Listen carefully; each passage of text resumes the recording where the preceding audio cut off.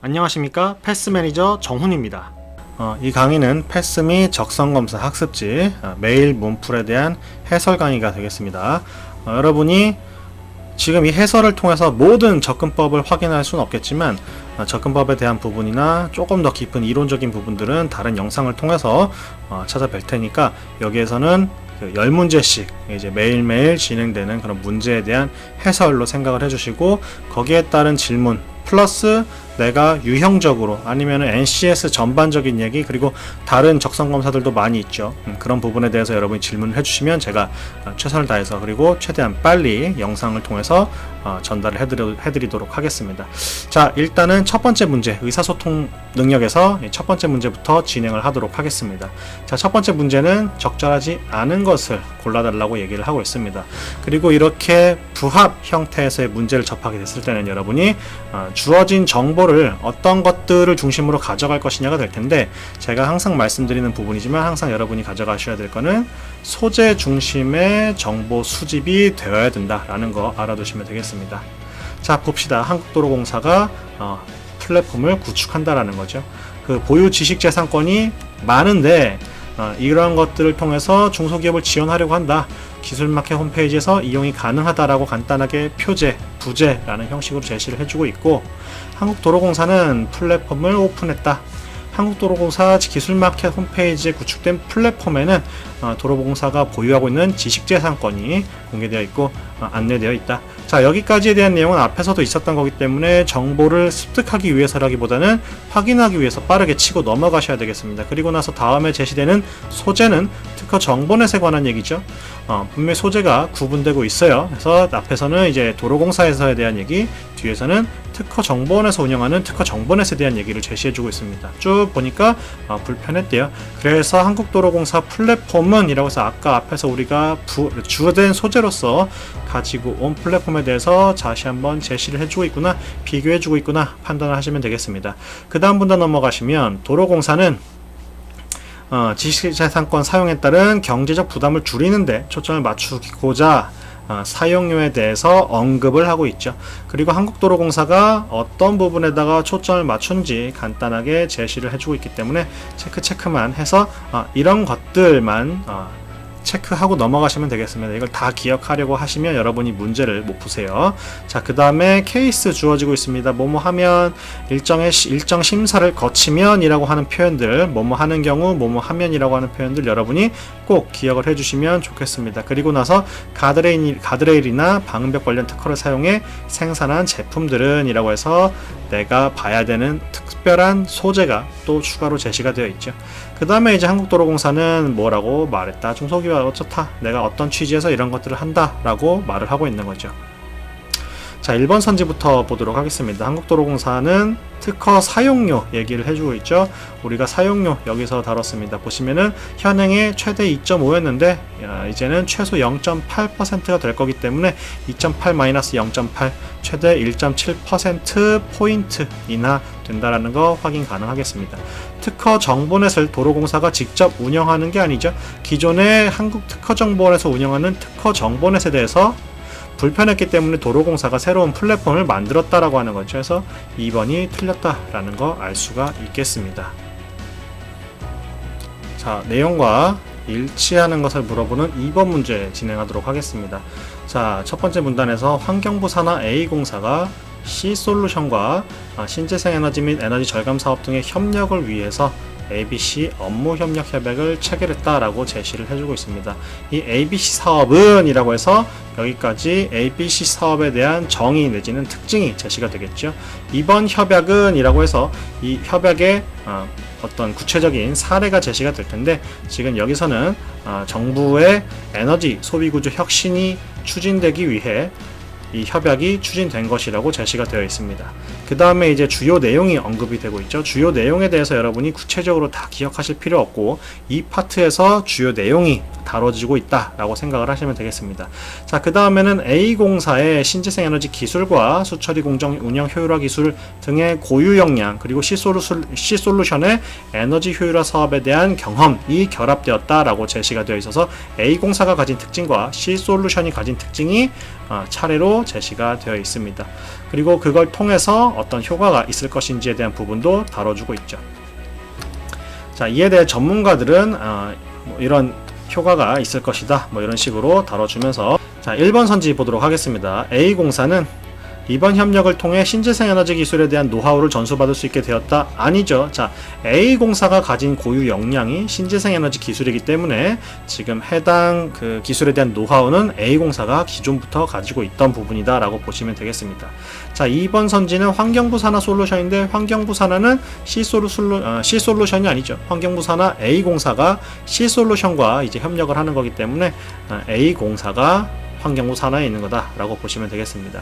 자, 3번 에너지 소비 구조 혁신의 추진을 통해서 ABC 업무 협력이 체결된 것이 아니죠. 자, 보시면은 에너지 절감 사업 등의 협력을 위해서 ABC 업무 협력을 체결한 것이기 때문에 오히려 반대, 선후 관계가 반대된 상태라고 보시면 되겠습니다. 자, 그 다음에 4번 그간 A공사는 신재생 에너지 분야에 있어 에너지 절감 성과가 미진했을 것이다. 요거는 맞다라고 보실 수가 있겠죠. 기존에 에너지 절감 성과가 없었기 때문에 C솔루션이 가진 고유 역량으로서 에너지 효율화 사업에 대한 경험을 가져오려고 하는 겁니다. 그렇기 때문에 4번 A공사는 신재생 에너지 분야에 있어서 성과가 미진했었고, 그렇기 때문에 이런 협약을 맺게 된 것이다 라고 여러분이 확인해 줄 수가 있겠습니다. 자, 5번 A공사는 C솔루션과 기존에도 업무 협력을 진행해 본 경험이 있다. 알 수 없죠. 요건 알 수 없습니다. 기존에 C솔루션과 어떤 관계에 있었는지에 대한 내용이 전혀 언급되지 않았기 때문에 알 수 없는 부분이라고 보시면 되겠습니다.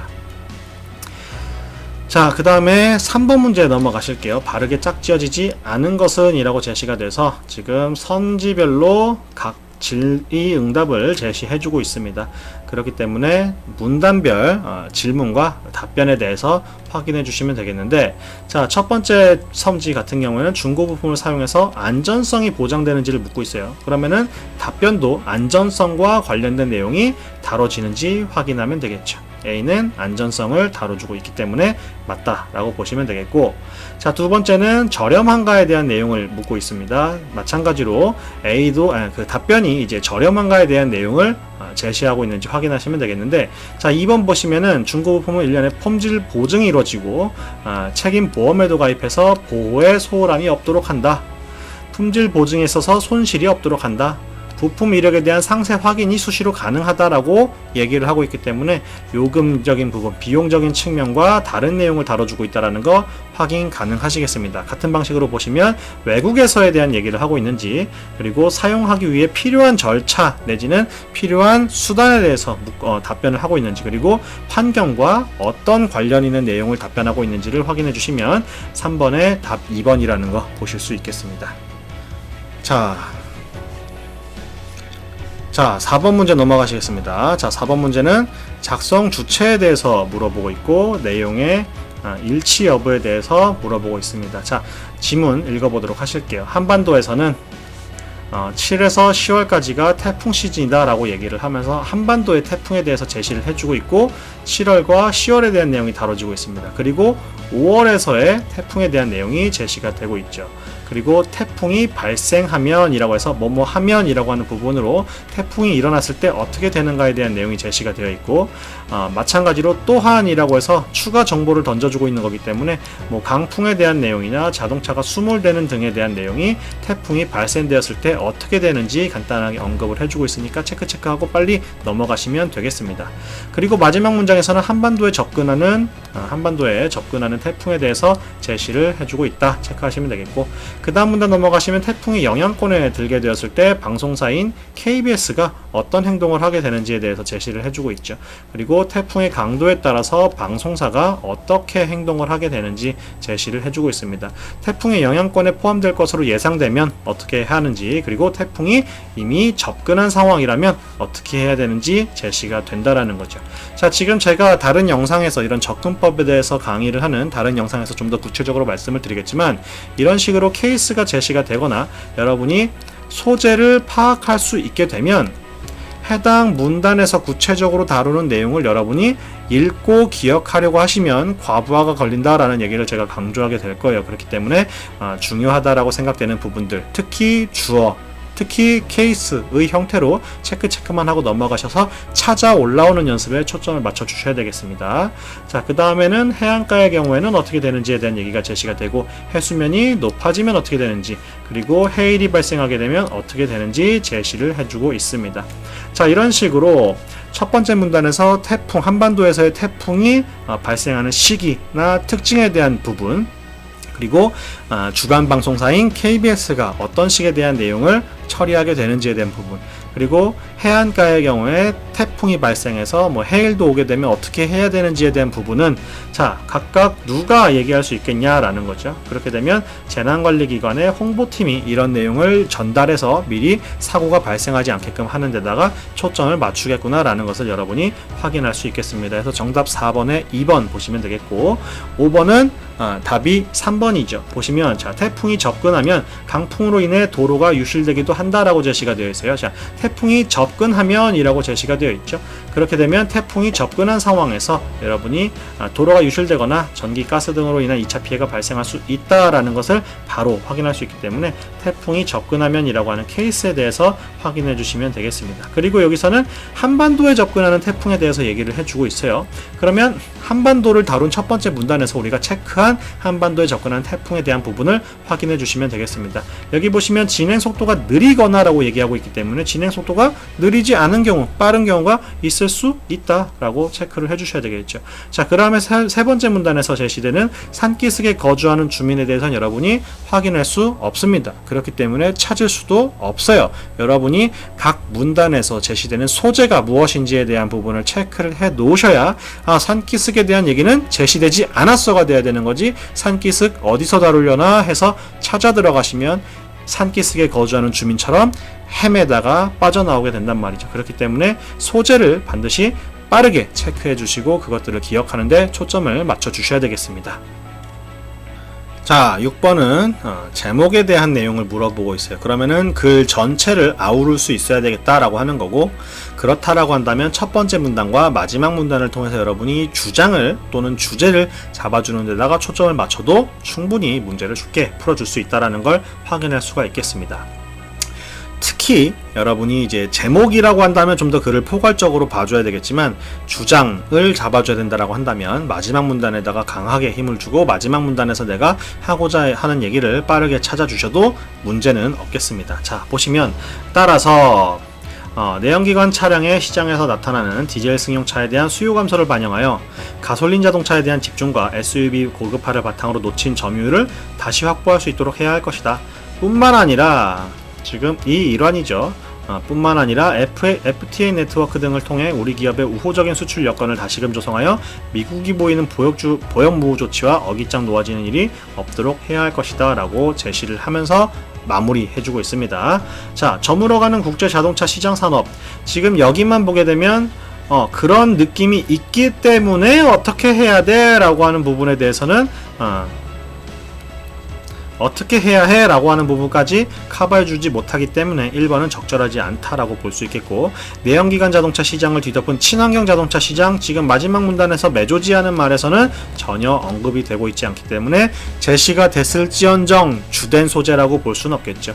중국과 미국 시장 사이에서 점차 자리를 잃어가는 한국 자동차 산업, 자, 지금 미국이 보이는 보호무역 조치와 어깃장 놓아지는 일이 없도록 해야 된다라고 얘기하고 있기 때문에 지금 미국 시장에서 자동차 산업이 위기 또는 어떤 위험 요소들이 제시가 되어 있음을 알 수 있겠습니다. 그렇다면 중국에 대한 내용까지도 내가 처리를 하고 있는지, 그리고 자리를 잃어가는 것으로 표현하면서 마무리하면 될 것인지에 대한 부분을 여러분이 고민하실 필요는 있겠습니다.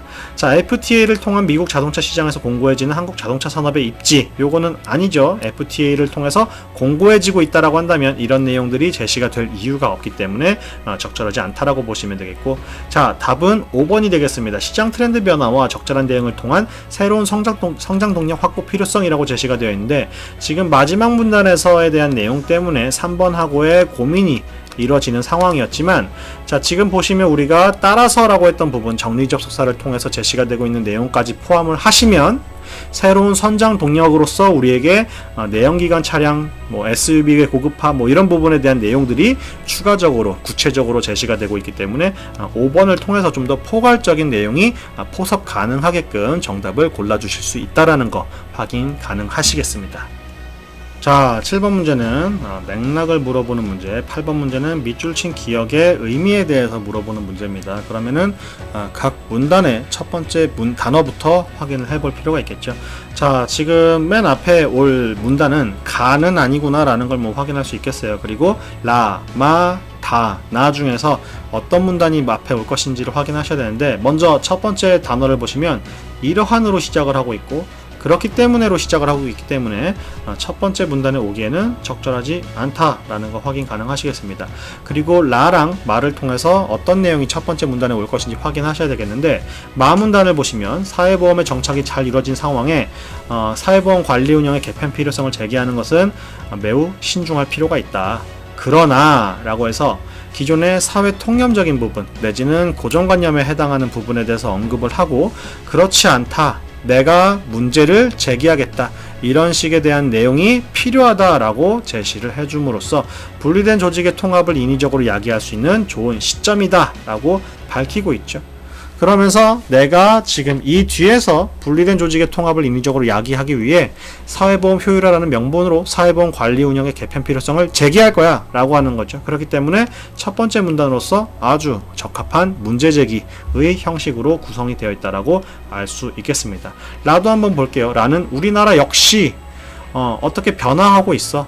결국 전반적인 사회보험 시스템의 효율성을 확보하지 못하면 민간보험사에게 시장을 빼앗길 것이고, 우리나라의 경우에는 필요성을 평가할 때 정당성이 굉장히 취약한 상황이야 라고 얘기를 해서 구체적인 상황을 얘기하고 있죠. 지금 마 같은 경우에는 좀 더 추상적이고 문제를 제기하는 식으로 제시가 되고 있고, 심지어 마에서 제기하고 있는 사회보험 효율화라는 것이 도입되었을 때 그 이후에 발생하는 우리나라의 상황에 대해서 라가 언급하고 있는 거기 때문에 마가 제시된 이후에 라가 나와야 된다는 것을 충분히 판단이 가능하겠습니다. 그 다음에 가가 제시가 되어야 되겠죠. 가 보시면 최근 사회보험 제도에 대한 세계적인 추세는 세계적인 최근 추세를 얘기해주고 있기 때문에 당연히 우리나라에 대한 내용을 다루는 라보다 앞에 제시가 되었을 것이라는 걸 충분히 알 수가 있겠습니다. 자, 마지막 문장에까지 가서 보시면 최근에는 이러한 불확실성을 통제할 수 있는 기법들이 다양해짐에 따라 사회보험의 영역에 대한 이윤 창출이 가능해졌다 라고 하면서 민간 기업들이 지금 사회보험제도에 투입되고 있는 상황에 대해서 언급을 하고 있는 거죠.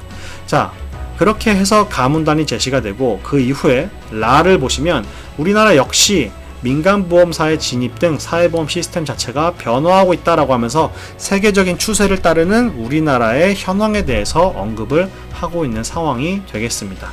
그렇기 때문에 가 문단 이후에 라 문단이 이어져서 답은 3번이 충분히 되겠다라는 거 확인 가능하시겠고, 자, 그 다음에 8번에 밑줄 친 기억의 의미로 적절한 것을 보겠습니다. 자, 8번 보시면 사회보험 영역에 대해 민간보험사가 입맛을 다시는 일을 막을 수 있다 라고 얘기를 해주고 있습니다. 민간보험사는 지금 사회보험 영역에서 좀 더 많은 수익을 창출하고자 기존 공공보험이라고 하는 것을 공격하는 형태로서 지금 제시가 되고 있는데, 결국 이렇게 제시가 된다라고 하는 것은 민간보험사가 입맛을 다신다라는 게 차지하고 싶은 욕심을 드러낸다. 4번에 해당되는 내용을 이런 관용구를 사용했다라는 걸 알 수가 있겠죠. 그렇기 때문에 정답 4번 체크해 주시면 되겠습니다. 자, 이어서 9번 문제 보도록 하겠습니다. 9번 바르게 이해한 것, 10번은 빈칸에 들어갈 단어로 적절한 것에 대해서 물어보고 있죠. 자, 9번 먼저 보시겠습니다. 9번. 자, 1946년 미국 군정청이 C-47기 8대를 김포발 어쩌구에 주2회 국내선에 운항하면서 국민을 대상으로 항공기를 통한 여객이 시작되었다라고 해서 대한민국에서의 민간 여객 역사에 대한 시초를 언급을 해주고 있죠. 그리고 20여 년이 지난 1960년대 후반까지 항공산업은 발전하지 못했다라고 해서 지금 40년대 후반부터 60년대 후반까지 발전하지 못한 항공산업에 대해서 언급을 하고 있습니다. 그러면 그 다음에는 발전하는 모습이 제시가 되겠구나라는 걸 추론해 볼 수가 있겠죠. 1968년이 말이 되어서야 대한항공공사가 민영화되면서 민간항공사가 탄생하게 되었고, 대한항공은 이를 인수하면서 이런 모습들을 보여줬습니다. 아까 제가 말씀을 드렸지만 이런 모습들이 기존의 발전이 없던 모습보다 좀 더 나아진 모습이라고 제시가 되어 있는 거죠. 자, 그 다음에 20년이 또 지나서 1988년에는 아시아나 항공이 경쟁사로 진입을 했고, 내부적인 경쟁 체제도 갖췄고, 이러한 경쟁은 글로벌 대형 항공사로 자리매김을 한다던가 국가적 항공 시스템을 구축할 수 있게 되었다라고 하면서 또 한 번 발전하는 모습을 보여주게 됩니다. 그 구체적인 요인으로서 경쟁사로 진입한 아시아나 항공의 존재를 각인시켜주고 있죠. 그리고 2000년대 중엽에 접어들게 되면서 경제 수준이 상당히 높아짐에 따라 이사 경쟁 체제를 벗어나 무한 경쟁 체제에 접어들게 되었다라고 하면서 우리가 흔히 중저가 항공이라고 보는 다른 항공사에 대한 내용이 제시가 되고 있습니다. 자, 지금 앞에서 40년대의 미발전 상태, 60년대 후반에 이제 발전 도약 상태, 그리고 80년대 후반부터의 경쟁 체제를 통한 발전 상태, 그리고 2000년대 중엽의 무한 경쟁 체제 내에서의 엄청나게 확대된 그런 항공 산업에 대해서 언급을 하고 있습니다. 그러면 이 뒤에 제시가 될 가능성이 있는 건 미래지향적인 내용이 제시가 될 가능성이 있겠죠. 그리고 지금 문단처럼 지금까지에 대한 내용을 정리해주는 형태로서 문단이 제시가 될 수가 있겠습니다. 자, 그렇게 해서 지금 뒤에 있는 내용 보시면 한국의 민간 항공 운수 산업을 20년 주기로 1단계, 그리고 2단계, 그리고 최근에 3단계로 구분을 해주고 있고, 각 단계에 대한 내용은 우리가 앞에서 간단하게 살펴봤기 때문에 다시 올라가서 확인할 필요가 없겠습니다. 그리고 단어 이후에 지금은 인천국제공항이 세계적인 공항으로 자리 잡았을 뿐만 아니라 동북아시아에서 굉장히 영향력이 크다라고 하면서 현 상황에서의 특징을 간단하게 제시해주면서 마무리하고 있습니다. 자, 9번 문제 선지 확인해 보도록 하겠습니다. 1960년대 중반까지는 미국 항공사가 국내 운송 산업을 담당했는데, 자, 아까 우리가 보시면 대한민국 항공 운송 산업에 있어서 60년대 후반까지는 별일이 없었지만 68년부터 대한항공공사가 민영화되었다라고 얘기를 해주고 있어요. 그럼 기존에는 대한항공공사가 민영화되기 전인 국영화 내지는 공공기관 상태였다라는 것을 알 수가 있겠고, 미국 항공사가 담당했다라고 단언할 수 없겠죠. 국가에서 운영을 했을 수 있는 거기 때문에 1번 틀렸다라는 거 볼 수가 있겠습니다. 자, 정답은 2번이죠. 1990년대 중반의 국내 항공사는 2개이다 라고 제시가 되어 있는데, 지금 1988년에 이제 아시아나 항공이 경쟁사로 진입을 하면서 특별한 표현 없이, 별다른 변수에 대한 내용 없이 경쟁 산업을 통해서 지금 이런 안정적인 산업 구조를 만들었다라고 얘기를 하고 있기 때문에 90년대 중반의 항공사는 아시아나와 대한항공 이렇게 2개가 있었다라는 것을 볼 수가 있겠습니다.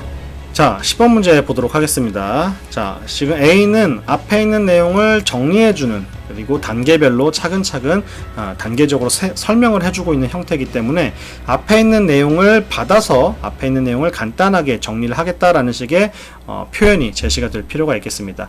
그렇기 때문에 그러나와 같은 내용이나 어떤 결과적인 측면을 제시해줘야 되는 그러므로는 적절하지 않겠죠. 다시 말해서도 이제 적절하지 않은 이유라고 볼 수 있는 게, 얘는 조금 더 함축적인 내용, 그리고 앞에 있는 내용의 문장적인 부분을 받아서 좀 더 간략하게 제시가 되는 한 문장으로서의 축약하는 형태에서 필요한 그런 접속사 내지는 연결어로서 사용이 되고 있기 때문에 여러분이 2번에 대한 선택은 좀 적절하지 않다라고 보시면 되겠고, B는 지금 A 이후에 제시된 정리된 내용, 그리고 그 이후에 지금은 어떤가에 대한 내용을 추가해주고 있는 거기 때문에 또한이라는 단어를 통해서 빈칸이 메워진다 라고 보시면 좋을 것 같습니다.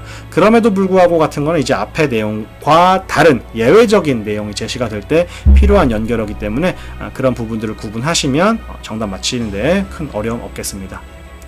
자, 여러분, 이렇게 해서 이제 오늘 첫 번째 1회차 의사소통 능력에 대한 문제풀이 그리고 해설에 대해서 좀 간략하게 진행을 해봤고, 첫날이라 좀 긴 시간 동안 이제 진행이 됐는데 여러분께 조금 더 간단하게 해설에 대한 부분을 강조해서 임팩트 있게 전달해 드릴 수 있도록 노력하겠습니다. 그러면 다음 시간에 뵙겠습니다. 감사합니다.